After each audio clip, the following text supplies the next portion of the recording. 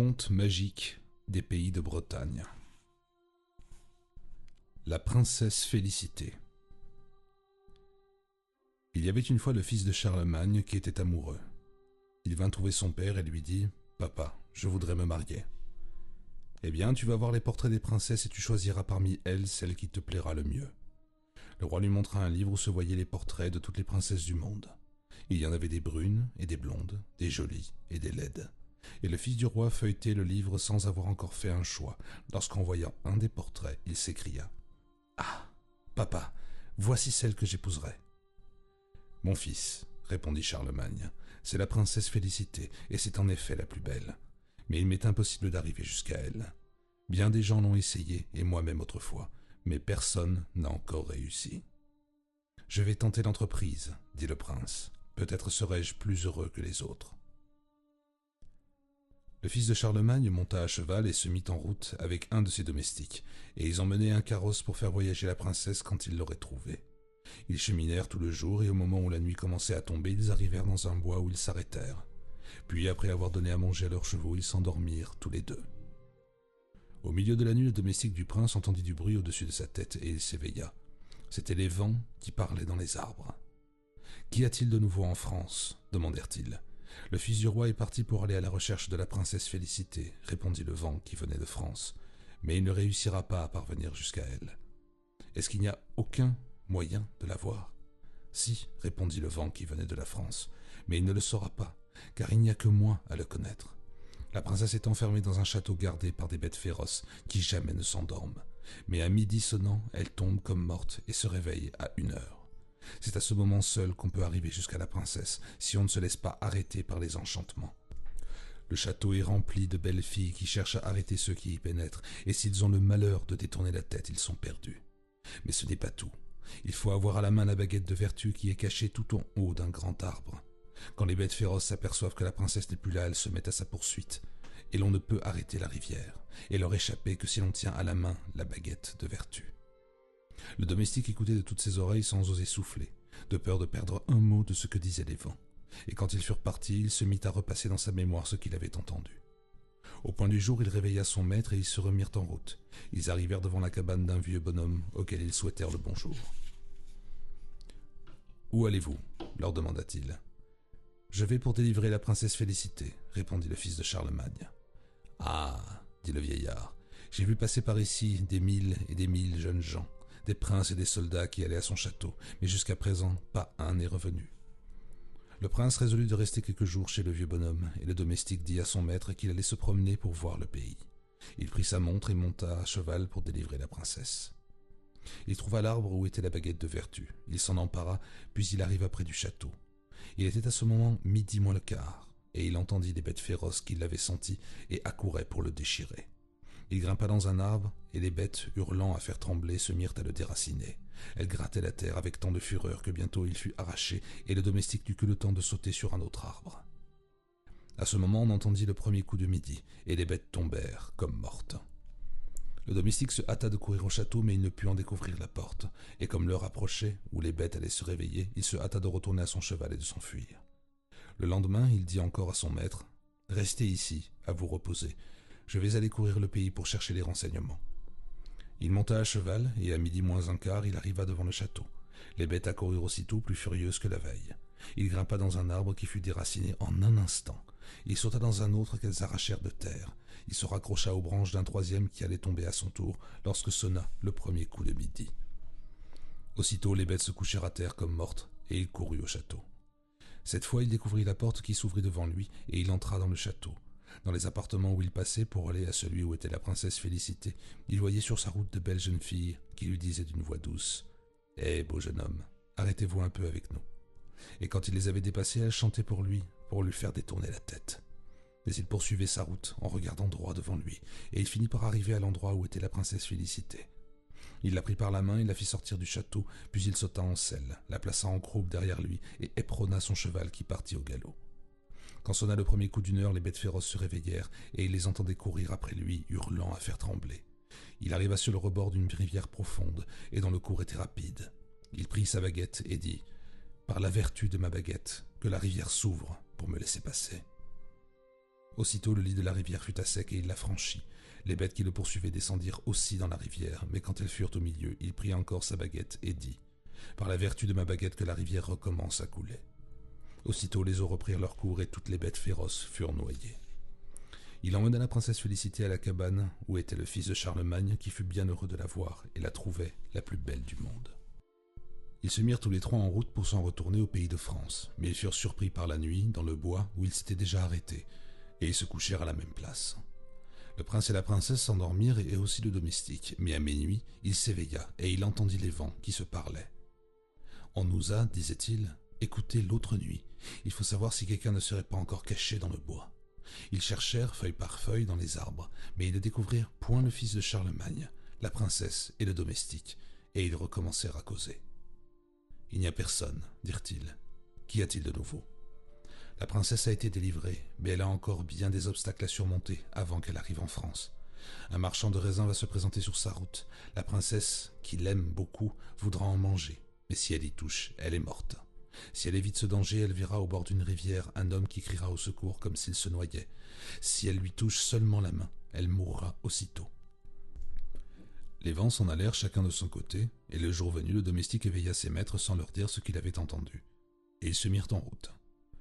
Vers le milieu du jour, ils entendirent un homme qui criait « Au beau raisin, au beau raisin !»« Ah !» s'écria la princesse, « voici du raisin, je vais en acheter, moi qui l'aime tant. »« Non, dit le domestique, celui-là est gâté. »« Si, répondit la princesse, qui voulait descendre de la voiture, je vais aller en chercher.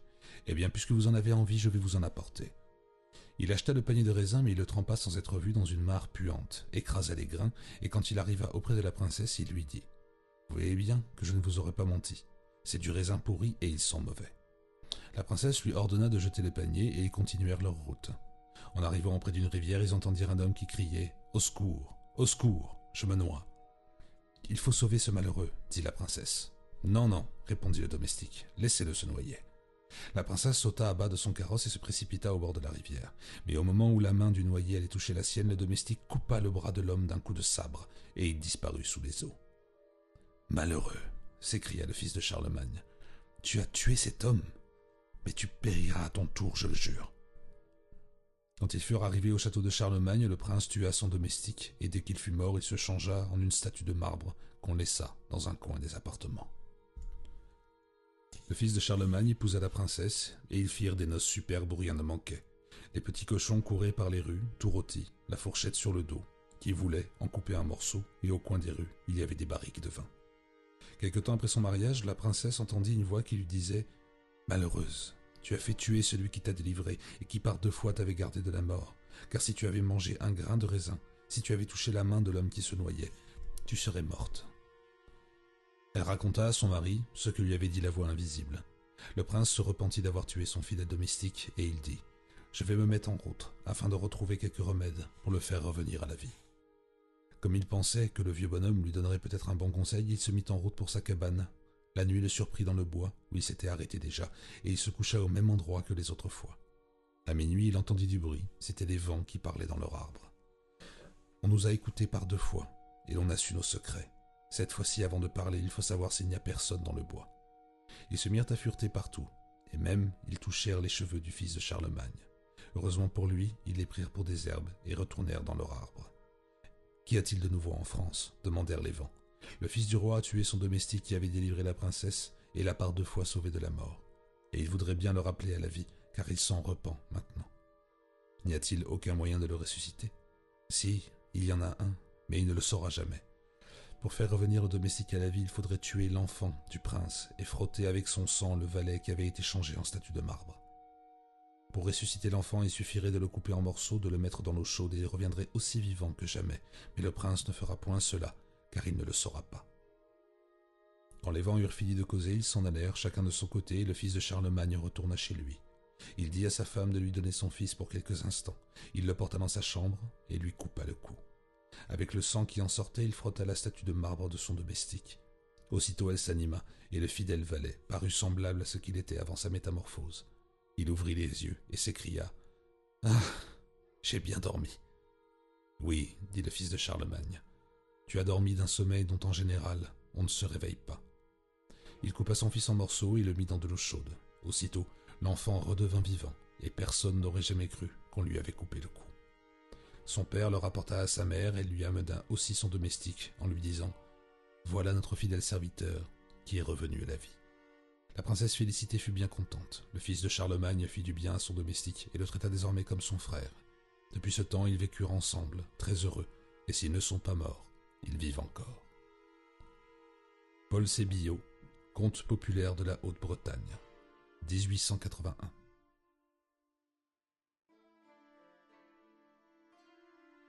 Jean sans peur. Il était une fois un garçon qui demeurait avec sa mère dans une petite maison bâtie sur le bord de la forêt. Dès son enfance, il se montra hardi, et quand il arriva à l'âge d'homme, on lui donna le surnom de Jean sans peur, parce qu'il avait coutume de dire que rien n'était capable de l'effrayer. Il ne redoutait aucun vivant, car il se sentait assez fort pour tenir tête aux plus robustes, et n'était guère porté à s'émouvoir des lutins, des revenants et des choses surprenantes qu'on peut voir la nuit.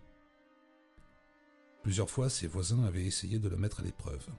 Et ils avaient beau imaginer des apparitions, lui, sans se laisser troubler, marchait droit vers le mauvais plaisant qui se hâtait de s'enfuir.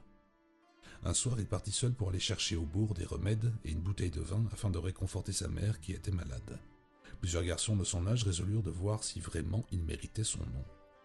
L'un d'eux se coucha, assez loin des maisons, près d'un échalier que Jean devait franchir avant de rentrer chez lui, car c'était là que passait la route la plus courte. Et il n'y avait point d'autre sentier. On enveloppa le gars d'un drap blanc, et on plaça 3 cierges à chacun de ses côtés comme on fait aux morts qui sont prêts à être portés en terre. En voyant cette apparition que personne du pays n'aurait osé regarder en face, Jean ne s'arrêta pas et s'avança vers l'échalier. Il s'écria « Si vous croyez me faire peur, vous vous trompez. Hâtez-vous de vous éloigner ou de me dire votre nom, sinon je vous cognerai de la belle façon avec mon bâton à barotte. »« Ne frappe pas, Jean, » dit en dépouillant son linceul blanc le prétendu mort qui craignait pour ses épaules. « Ne frappe pas. Je suis Pélo, ton voisin, et j'ai eu tort de vouloir te faire une farce. » Cependant, Jean se lassa de rester dans son pays à labourer la terre, et il se sentit pris de l'envie d'aller à la recherche des aventures, pensant bien qu'il trouverait par le monde des occasions de montrer son courage, et peut-être de faire fortune. « Je veux voyager, ma mère, dit-il un jour. Je sens que ma place n'est point ici. Tu es un sot. Reste avec moi, tu seras tranquille et personne ne te contrariera. Ne sais-tu pas que pierre qui roule n'amasse pas mousse ? Je suis résolu à parcourir le monde. Aucun homme n'a pu jusqu'ici se vanter de m'avoir vu trembler, et je ne pense pas que jamais on puisse me faire peur. Eh bien, puisque tu es décidé à quitter la maison de ton père, je vais te donner un conseil dont tu te trouveras bien si tu consens à le suivre. Ne voyage jamais que d'un soleil à l'autre et ne manque pas de t'arrêter pour te coucher quand le jour fera place à la nuit. » Jean embrassa sa mère qui pleura en le voyant partir, et il emmena un âne pour porter son bagage qui n'était pas des plus lourds. Il marcha tout le jour. Quand vint la nuit, il s'étendit dans le creux d'un fossé sur un tas de feuilles mortes et ne s'éveilla qu'en entendant les oiseaux gazouiller dans les branches au-dessus de sa tête. À la fin de la seconde journée, comme il cherchait un endroit où se reposer, il aperçut, aux dernières lueurs du soleil qui disparaissaient derrière les arbres, une petite chapelle. Elle n'était pas fort éloignée, mais quand il y arriva, la nuit était tout à fait tombée. Il attacha son âne à un arbre et entra dans la chapelle. Elle était toute délabrée, les fenêtres n'avaient plus de vitraux et la porte fermait mal. Mais Jean n'était pas difficile, et il pensa qu'il dormirait encore mieux que dans le creux d'un fossé ou sous les arbres. On avait pendu à la grande poutre qui traversait le petit édifice, à la naissance de la voûte en bois, 3 hommes dont les pieds touchaient presque à terre, et à cause de l'obscurité, Jean ne les aperçut pas. Il alla se coucher sur une dalle de pierre, se fit un oreiller de son bissac, plaça son bâton à la portée de sa main et se prépara à dormir. Mais au moment où il commençait à fermer les yeux, le vent qui soufflait à travers la fenêtre sans vitraux choqua les pendus, l'un contre l'autre, avec un si grand bruit qu'il aurait réveillé le dormeur le plus obstiné. Jean se leva et dit « Je vais bien vous faire rester tranquille, moi. » Et d'un coup de bâton, il fit tomber par terre l'un des pendus. Il n'entendait plus rien et allait se recoucher quand survint une autre rafale qui poussa l'un contre l'autre les 2 pendus qui restaient. Jean en frappa encore un avec tant de force qu'il roula sur le pavé de la chapelle. Il alla se coucher pour la 3e fois, pensant que désormais il pourrait reposer tranquillement. Mais le vent souffla encore et le dernier pendu heurta le mur du pied. « Comment, vaurien ? Tu es tout seul maintenant et tu ne peux pas rester en repos. Je vais me lever et te traiter comme tes camarades. »« Ne me frappez pas, » dit le pendu, qui par une permission du ciel recouvra la parole. « Écoutez-moi plutôt. Si vous avez un peu de charité, Nous avons été tous les trois étranglés ici par le bourreau pour avoir volé les trésors de l'église. Ils sont cachés sous une pierre tombale qui est dans le bas de la chapelle à côté du bénitier.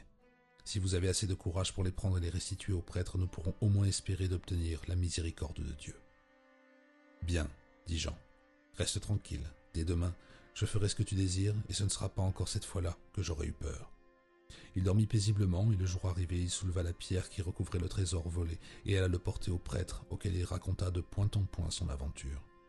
Celui-ci fut grandement réjoui de retrouver le trésor qu'il croyait perdu et il promit de dire des messes pour le repos de l'âme des pendus. Il remercia Jean sans peur et voulut le récompenser. Jean refusa l'argent que le recteur lui proposait, mais le pria de lui faire cadeau de son étole. Avec elle, pensait-il, et avec mon bâton à marotte, je pourrais courir le monde sans craindre ni les diables, ni les hommes. « Je ne puis vous donner mon étole, dit le prêtre. C'est un objet sacré avec lequel il ne faut pas jouer. Aussi, n'est-ce point pour me moquer de cette chose sainte que je vous la demande. C'est pour repousser les embûches du démon et détruire les enchantements. » Ces paroles décidèrent le prêtre à confier son étole à Jean, sans peur, qui la serra précieusement et se remit en route. Jean marcha encore toute la journée, et vers le soir il aperçut au bout d'une grande avenue un château qui paraissait des plus beaux. En se dirigeant de ce côté, il arriva à une maison plus petite, et qui n'était pas fort éloignée de l'habitation principale. Il demanda à des gens qui étaient à la porte si les habitants du château consentiraient à le loger. « C'est, lui répondit-on, une maison fort belle, mais personne ne peut y rester la nuit à cause des lutins. Tous ceux qui ont essayé d'y coucher ont disparu ou ont été retrouvés morts le lendemain. »« Avec votre permission, dit Jean, en s'adressant à celui qui paraissait le maître, j'irai voir si je puis y dormir cette nuit. Je ne sais pas encore ce qu'est la peur et je pense que je ne l'apprendrai pas cette fois-ci. Mais prêtez-moi un des grands sabres que je vois accrochés à la muraille afin que je puisse me défendre si je suis attaqué. » Jean entra dans le château et après avoir parcouru beaucoup de pièces sans voir personne, il arriva à une cuisine où il y avait une table de chêne couverte de pain, d'écuelles, de plats et d'assiettes. Le manteau de la cheminée était à la mode d'autrefois et une douzaine de personnes auraient pu s'y chauffer à l'aise. Sur le feu, il vit une marmite qui bouillait et une casserole où cuisait de la viande. Il prit un morceau de pain et se mit à le découper en menues tranches qu'il plaça dans une écuelle. Au moment où il soulevait le couvercle de la marmite pour tremper sa soupe, il entendit une voix rude qui disait « Trempe 4 soupes. »« Si cela me fait plaisir, répondit Jean sans s'émouvoir. Parlez plus poliment. »« Eh bien, je vous prie de préparer 4 écuellés. »« Volontiers, mais à la condition que vous viendrez les manger et me tenir compagnie. » Il entendit ensuite un grand bruit de ferraille qui retentissait dans la cheminée et vit plusieurs bouts de chaîne qui pendaient. « Avez-vous bientôt fini votre tapage ? Laissez tomber tout à fait les chaînes dont vous me montrez le bout. Ce n'est pas encore avec cela que vous parviendrez à m'effrayer. » Les chaînes descendirent sur le feu avec un grand fracas et presque aussitôt 3 diables arrivèrent par le même chemin, c'est-à-dire par la route de la fumée. Ils étaient vêtus comme des messieurs, mais leurs longues queues dépassaient leurs habits. « Le souper n'est pas encore cuit à point, dit l'un d'eux, en découvrant la casserole.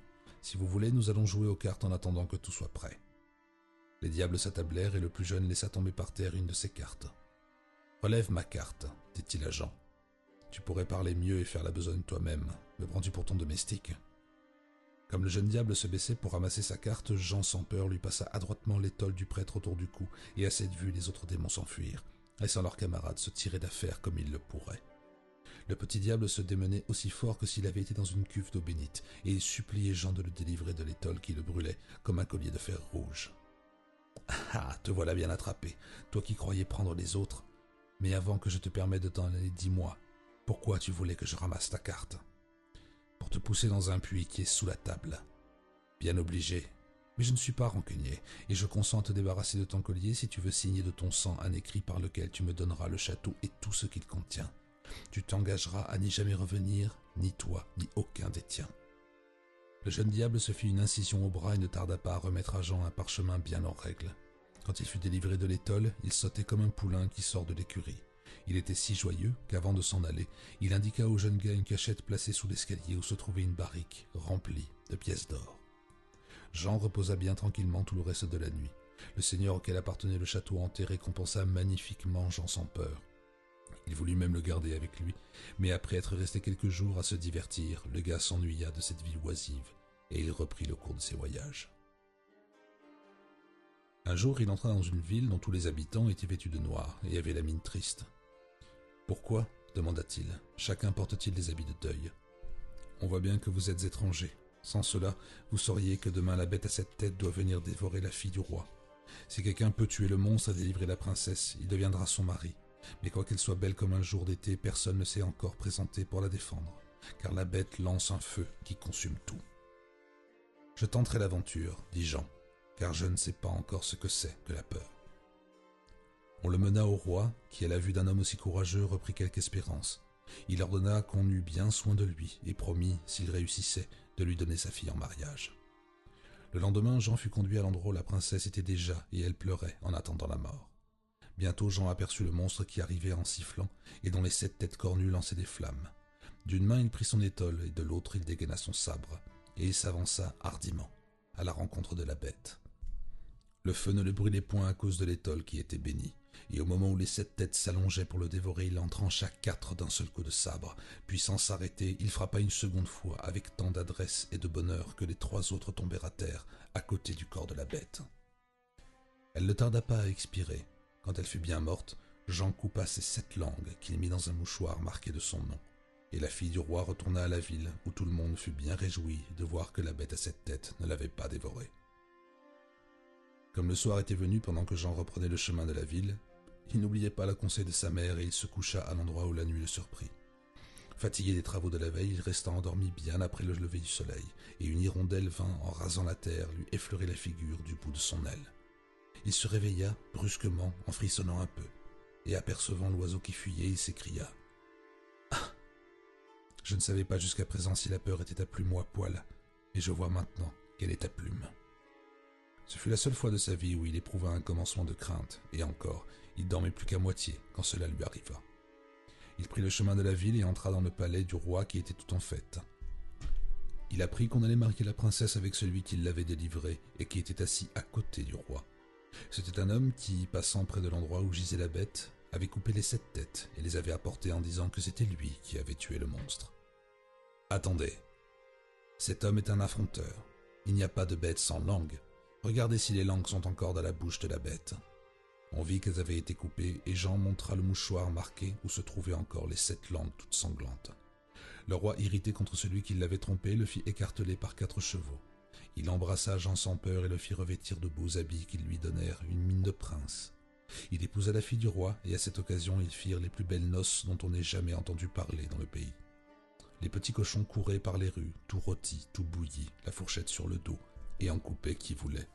Et moi, qui étais au repas, on me donna un grand coup de pied dans le derrière, et ils me mirent à m'en aller au soir. Paul Sébillot, conte populaire de la Haute-Bretagne, 1880.